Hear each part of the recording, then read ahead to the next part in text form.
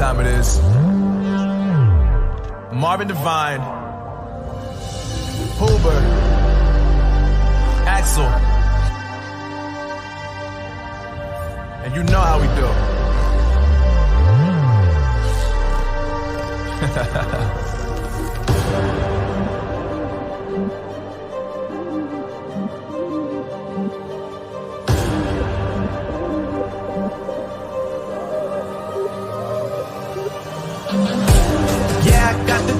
Yeah, I got the juice. Big game cool, make them look like cool. Always play it cool, that's the biggest rule. Forget what they doing, keep on doing.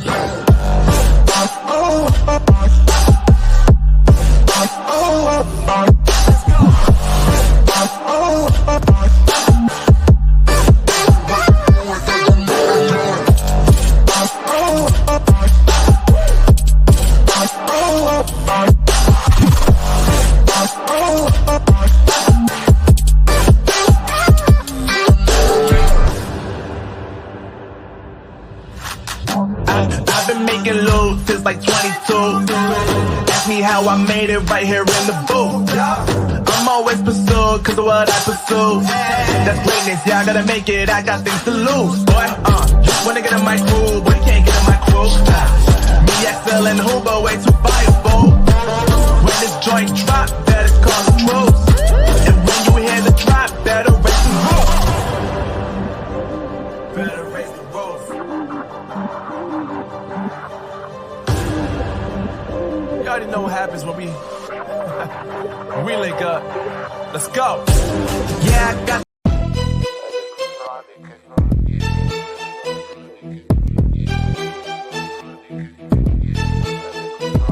Yeah.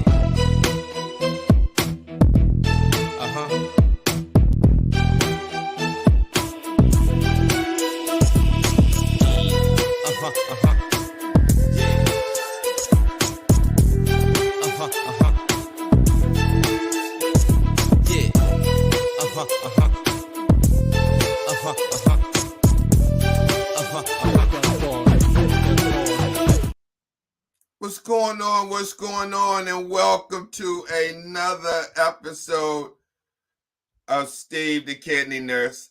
And it looks like we may be having some technical difficulties with the internet connection tonight. I hope we don't. We had it this morning, and it looked like we're having some technical difficulty as I speak.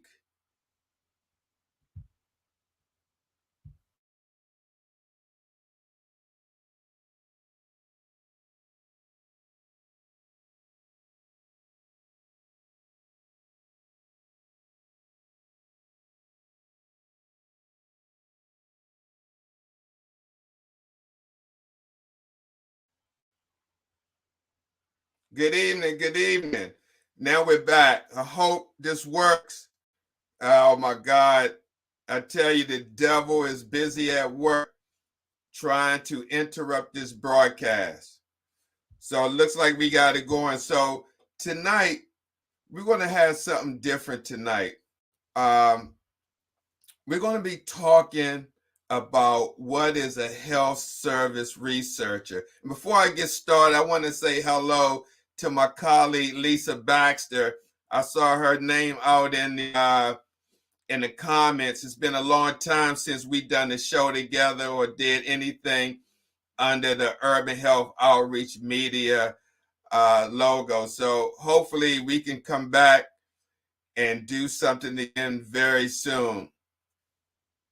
Now here we go with the technical difficulty. So I hope this doesn't last the whole show. Okay, looks like I'm freezing up. Let me put my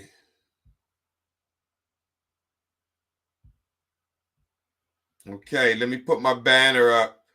Right now we're experiencing some internet connection, so stand by. But while I got it now, let's talk about right quick before I bring my guest on. What is a health service researcher?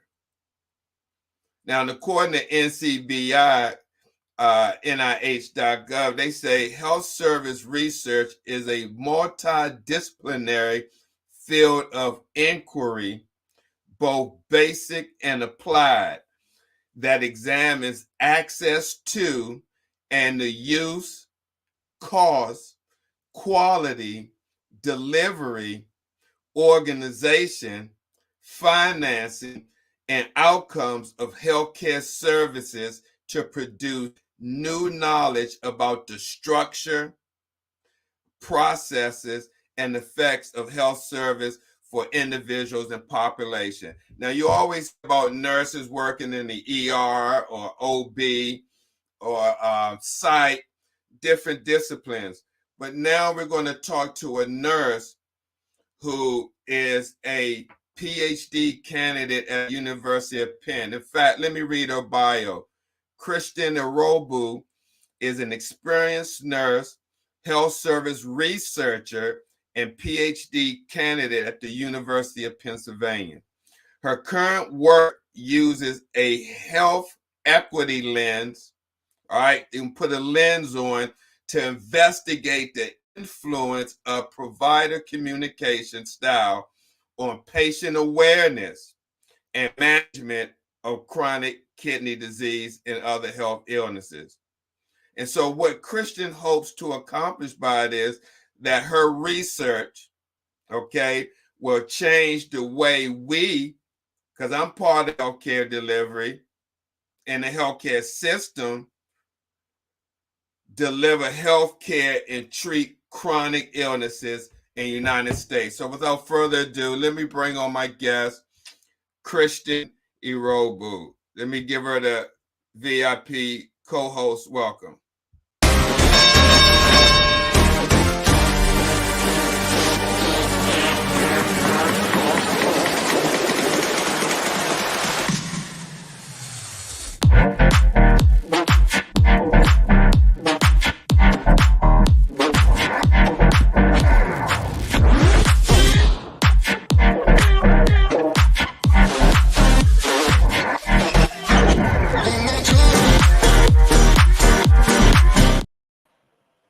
Hey, Christin, how you doing? I'm doing so good. Thank you for that welcome. Well, thank you for coming on. As I said, this is a very unique show, one that I haven't done before. In fact, be honest, I never heard of a health service researcher. So tell us about yourself. How did you get into nursing, and how did health service researcher become part of your life, or where you wanted to study this? Well, I've been a nurse for over 13 years and very passionate about caring for people, particularly vulnerable populations.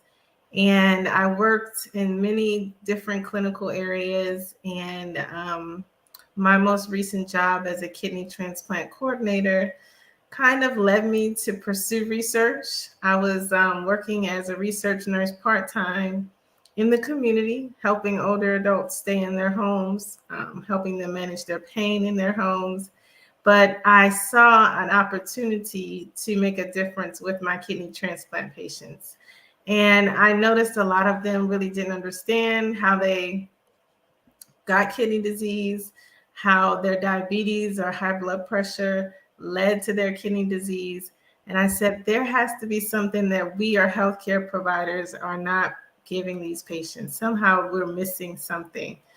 And so I decided to try to answer that question, what are we missing, by pursuing my PhD. And so throughout the program, I tried to learn as much as I could about how to do research, how to answer this question. And that's where I am today, looking at patient-provider communication and how that influences how patients learn about their illness and how they manage it. Mm-hmm. Now, you used to work in transplant?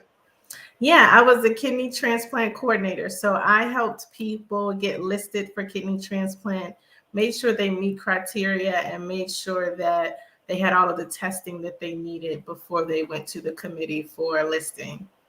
Okay. So what were some of the challenges as a transplant coordinator did you witness for patients um, getting on the transplant list or receiving a kidney transplant? I would say the most common thing was getting all the testing. There's a lot of testing that has to be done. And some patients may require more testing depending on what other comorbidities they have, if they have heart problems, if they have mental illness, or if they have any other comorbidities that may need extra attention before listing. And that's because a lot of those comorbidities that people have can cause issues post-transplant because of the different medications that they're on. So they want to make sure people have the best outcome possible. And in order to do that, they have to do a lot of testing. So it's not just coming to the clinic for a 4-hour visit to see if you're a candidate. It's then following up to make sure you get all of the testing that needs to be done. And unfortunately, you can have somebody go like through the whole testing process and get to one part, and that part right there could deem them ineligible for being on the list. Is that Right. correct? Right. And that's so unfortunate because patients work so hard to get all the testing done. And if that heart isn't strong enough to handle the surgery, or if their diabetes isn't managed enough to handle the surgery, which may cause further complications down the road, or if even their blood vessels aren't strong enough or viable enough to connect the kidney transplant, that can make them ineligible. And a lot of people don't know that. And so what you do, does that have a strong connection on how patients are given information to take care of themselves to be able to make sure they become viable candidates for a transplant, or even when they get diagnosed, that they know what's going on with their illness? Is receiving that information from the provider critical? Is that what you're investigating? Yes, I'm actually investigating even before they're ready for kidney transplant or seeking a kidney transplant. Are providers giving patients the information they need? In fact, are providers giving patients information they need to prevent ever needing a transplant or to prevent ever needing to go on dialysis? Because we don't want patients to learn about this too late. We want them to learn about their kidney disease and how to manage it in advance so that they can slow that progression and hopefully prevent even needing the dialysis or kidney transplant. Mm-hmm. And what are some of the challenges that you have uncovered so far with providers relaying information to patients? I'm so glad you asked that question because I'm in the middle of my data analysis now. And what I'm finding is that a lot of patients are not learning much about their kidney disease and how to manage it from their providers. In fact, what they're learning from their providers is just that they have kidney disease, but they're not getting that information about self-management strategies of their other illnesses or of just the chronic kidney disease to slow that progression. A lot of the patients are saying they're seeking that information on their own. So they're looking on the internet, they're going to other communities, online communities, attending classes just to get some information. So that lets me know, as part of the health provider community, that we need to do more to make sure our patients are educated about their illnesses. Absolutely. Now, what would you say to um, the person who says, or the patient that says, I know my body better than the doctor? Um, I get my information, that doctor doesn't know anything.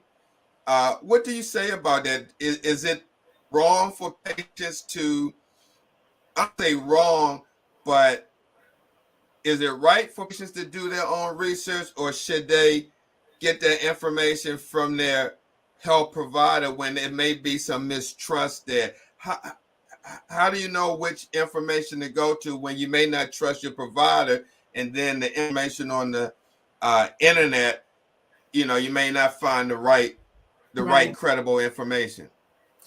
Well, I would say if a patient says they know their body better than their provider, they're right, because you do know yourself better than the provider. And sometimes in advocating for yourself, you cannot get the provider to truly understand, I know my body, something isn't right.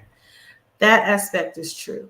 But when it comes to looking for information about your illness, there are websites that you can go to for credible information. The CDC is the number one website I would go. But the information that you find as a patient about your kidney disease, follow up with the doctor about it. Go back to the doctor and say, hey, this is what I'm finding. Is this true? Is this factual? Is this right? Is this something I can do? I found this medicine that may work on the internet. Is this something I can take? And kind of let them guide you through that process. It should be a partnership between you and the provider, not one person dictating what they're going to do, what should be done. Work together and collaborate and see how you can find out what works best for you as the patient. Mm-hmm. What would you say to individuals watching this broadcast right now that say that it's impossible to work with their provider? Their provider won't listen. Because we hear a lot of that where patient tries to explain exactly what's going on to the provider, and the provider they may perceive that the provider is not paying them any attention or listening to them. What would you suggest to that person who feels that way? I would suggest find a different provider, because if you have a chronic illness, something that you're constantly going to have to see a doctor for, you want a doctor that works for you, one that listens to you and is not going to dismiss you or your thoughts and makes you feel comfortable as the patient. So if you feel like your provider is not giving you what you need, not listening to you, find a different provider. You're the consumer. So as a consumer, you go and shop around until you find someone that you like and that works for you. Mm-hmm. I definitely agree with you on that, Christin, because, okay, you may see me freeze up, because a lot of patients, so comfortable with their provider they have for years, or may not want to make that change. So I always advocate seeking a second opinion if you're not satisfied with your healthcare provider is telling you. Mm-hmm. I So agree. how long did you work in transplant? I was a kidney transplant coordinator for 2.5 years before I decided to go back to school full time. Okay. Now, right now, you're currently working on a project. Tell us about that, because you've been seeking some volunteers, and we know when it comes to any type of research in medicine, there's a stigma. Okay, but but when it comes to it, that's how researchers learn information Right. and able to move forward and correcting problems that they may have recognized or discovered during their research.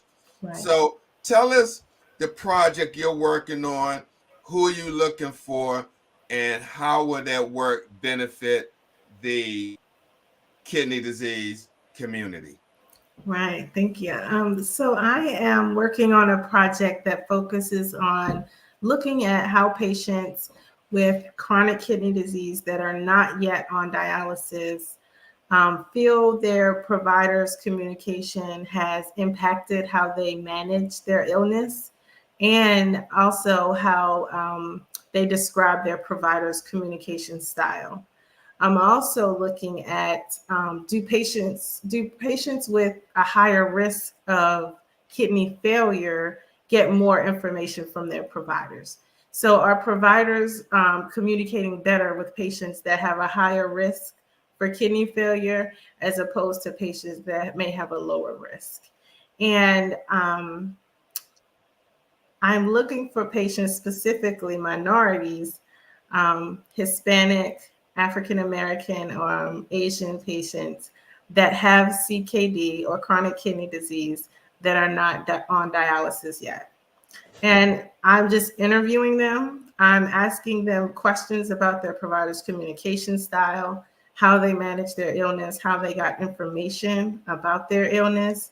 And I do compensate all of my participants with the Amazon gift card if they do. And I know that has been something that's been not done in the past, which may have people have that stigma about research because they're doing this stuff for research, but they're not getting compensated in any way. And so that can make people feel like they're being used.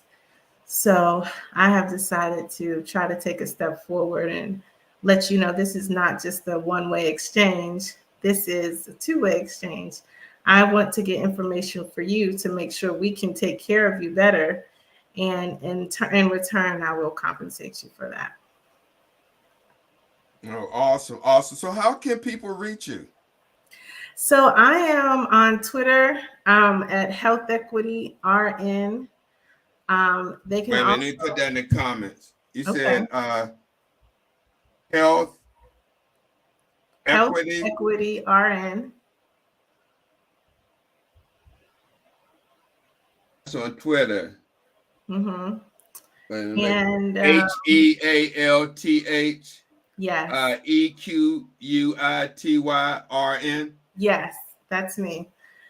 And that's probably the best way to reach me. Unless you have like LinkedIn, I'm on LinkedIn. My name is just Christin Iroegbu. And I don't really have a Facebook, or you can reach out via email.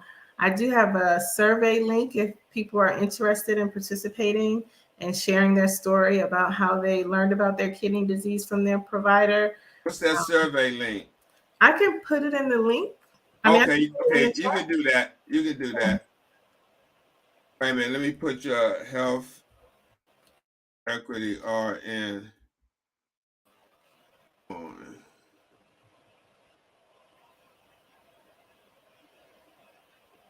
Okay. Yeah, so anybody's interested in reaching out to Christin and participating in this research and being compensated, please reach out. Like I said, you can reach her at Equity RN on Twitter. Now, how long is this survey, or what what you're doing, the research, when somebody comes and want to sign up? How long is that process? Oh, it's very quick. As soon as you complete the survey, I'll get an email notification and I'll reach out to you. The survey is just making sure that you meet that criteria, that you are not on dialysis, and that you see a nephrologist or a primary care provider at least once a year. Once you meet that criteria, then I can schedule a time for us to talk. And I can talk to you via phone, Zoom, if you like to talk, if you use Zoom on the computer, or if you want to meet in person, happy to do that also. It's dependent on whatever your preference is. Mm-hmm. And what do you hope to accomplish with this research? My hope is that I can get the information about how patients describe their provider's communication style, how patients learn about their kidney disease, and somehow reimagine how we deliver healthcare to this population. So if patients are saying that their providers are poor communicators, they're not giving them information, how can we then educate providers on how better to communicate with patients? If patients prefer to find information on their own, and that's a lot of what people are saying, how can we provide better websites or better information sources for patients to find good quality information that they can use and apply to their own health? Mm-hmm. Now, do you think providers would take time to implement, like once all the research is done and you figure out what's going on, do you think providers will actually implement suggestions to change something that they've been doing for ages? I think that There may be some providers that will, and I think there's some providers that may not. And that's where the reimagining of how we deliver healthcare will come in. And so we always put pressure on the providers to do this, but maybe we need to bring another person in to help support that provider so the provider can focus on his part, but then we have someone else to come in that gives the patient information that they need, that a patient can contact at any time they need. Maybe there's an opportunity for nurses to become nurse health coaches, where we work with patients one-on-one to deliver information to help guide them and navigate the healthcare system. So I think it's a really good opportunity to start reimagining what we're doing.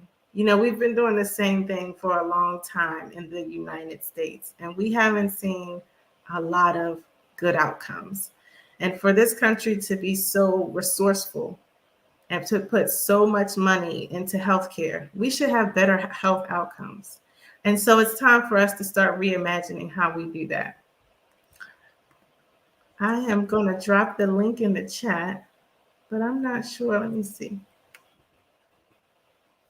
I agree with you on that. Do you have that link there? I'm sorry? Did you get the link for the survey? Oh, okay. Yes, let me copy this address. Okay. And I'll put it in the comments.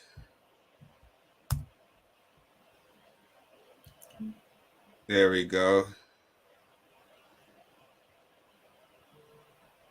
Yeah, okay. Yeah, I appreciate that. So as we kind of wind down in the end of our broadcast, what do you want? Here we go with the, hold on. There we go. What do you want people to know as we come to a close? What do you want people to know about the work you're doing and the importance of it? I just want people to know that I'm a nurse. I take care of patients, and I'm very passionate about that. And I want to make sure the patients that I take care of and that people across the United States that I never may meet are impacted by my research. So I'm hoping that my findings help not only change the way we deliver healthcare, but changes the lives of those people suffering from chronic illness across the United States.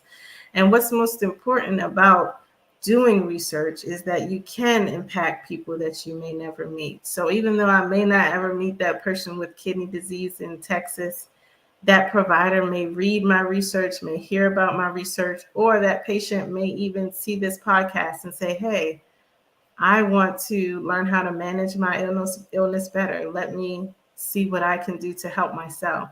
Because that's another thing that we may have to start doing as consumers of healthcare, myself included, not just a provider, is taking charge of our own health.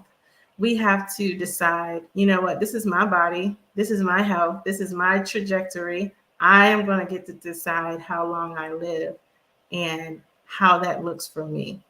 And so I'm going to take it into my own hands to start doing things to make that change. And that's what I want people to know, that they have to be empowered. They have to be confident.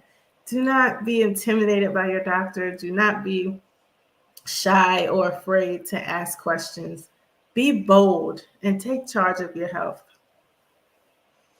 Absolutely. Now, one thing I wanted to ask you right quick, with this research, could it possibly help patients as well in how the way they look at healthcare and how they receive information? Absolutely. And that's what I'm hoping, that because I'm interviewing patients, I'm not interviewing providers. So I want the patients to tell us what they want from providers. I want them to tell us what they would like to hear from providers, how they want providers to communicate with them, how they manage. Maybe patients are managing in a way that other patients don't know about, and I can share that information with others, and people can use some of those strategies. So my focus is the patient, and I did that purposely because I didn't want to interview providers for them to tell me what they think patients should do. We have to let patients tell us. They're the consumer. We're servicing them. They tell us what they want from us and how we should do it. And I think that's the most effective way. Absolutely, absolutely. I froze up again, as you can see. So can you hear me? Yeah, I can hear you. Yeah, we froze up. I can see it from my end. Again, we having some internet connectability issues. This been going on pretty much the whole day. So I just try to push through this process. It's all So good. yeah. So but that's good to know because again, patients, like you said, they are the consumer. Mhm. But one more question I wanted to ask you: what do you do when you have a provider that's really busy and they can't answer those questions like the patient wants? You know, they kind of patient going to see them, they do this, then they move on to the next patient. How do we get the patient to stop the provider so they can listen? You know, that is a very hard question to answer, but I'll use what information I've gotten from my interviews to somewhat answer that question. And what patients have told me is that they go in prepared to their appointments. They know the doctors have a little bit of time. They have lots of questions. So they make sure they have all their questions down when they go into the office, and they make sure they ask the doctor each one of their questions. Sometimes patients even open up with that. Hey doctor, I have this amount of questions. Can we start with this first? I want to make sure I get those answers. Again, be confident, be bold. This is your body. You don't have to bow down or timid yourself to the provider. You go in prepared and say, hey, I want to know this, I want to know that, and I don't understand this. Can you explain it to me? And I think that's the best way to kind of stop that provider at least a little bit to listen to you. Come in prepared.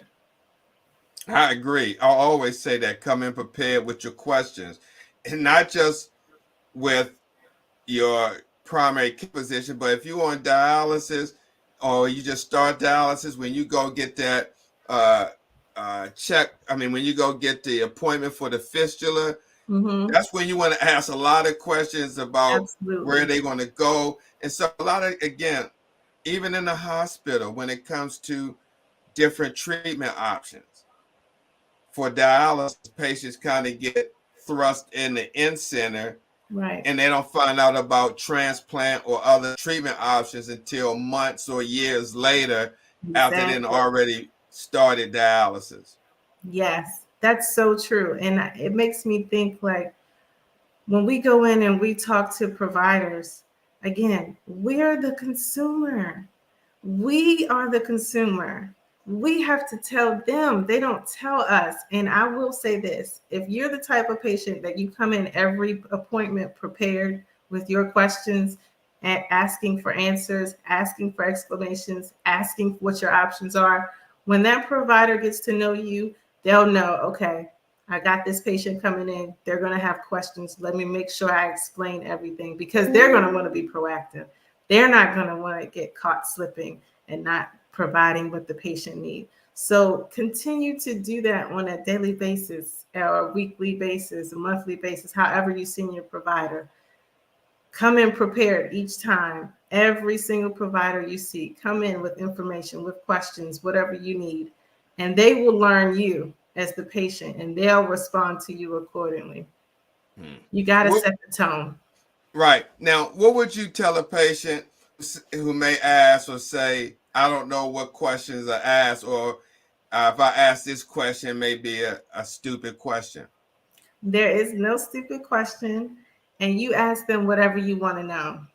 If even if it's what is this blood test, or what is a blood sugar, or how do you tell what a blood sugar is, you ask. There's no stupid question. They're doctors. They're there to tell you and explain to you what's going on with your body. They're there to inform you of what you don't know. So you ask whatever you want to ask. It's no right or wrong question.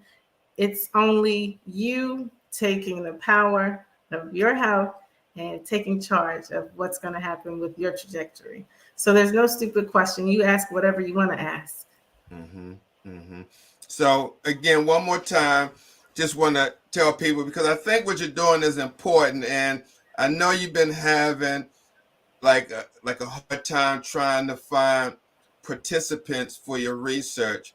So again, just go over one more time um, the type of person that you're looking for to help facilitate your research. It ain't no you're not putting any probes or anything on anybody. You're just pretty much asking some basic questions about how they receive their health information Right. if they have kidney disease and not on dialysis. But can you just share that one more time? Because, again, I think this is important for anyone watching this right now, or if they know somebody Right. that has kidney disease that's not on dialysis, that could possibly help facilitate this research and be a part of something, and then get compensated with an Amazon gift card. So that one more time before we close out, Christin. Absolutely. So I am doing research on how patients learned about their kidney disease from their providers, how they describe their providers' communication style, and how they feel that may have influenced how they manage their kidney disease or any other chronic illness such as diabetes or high blood pressure. I'm looking for minority patients, so patients that are Black, Hispanic, Asian, or any other minority ethnicity that have been diagnosed with kidney disease, that sees a primary care provider or a nephrologist once a year, and that is willing to just share their story.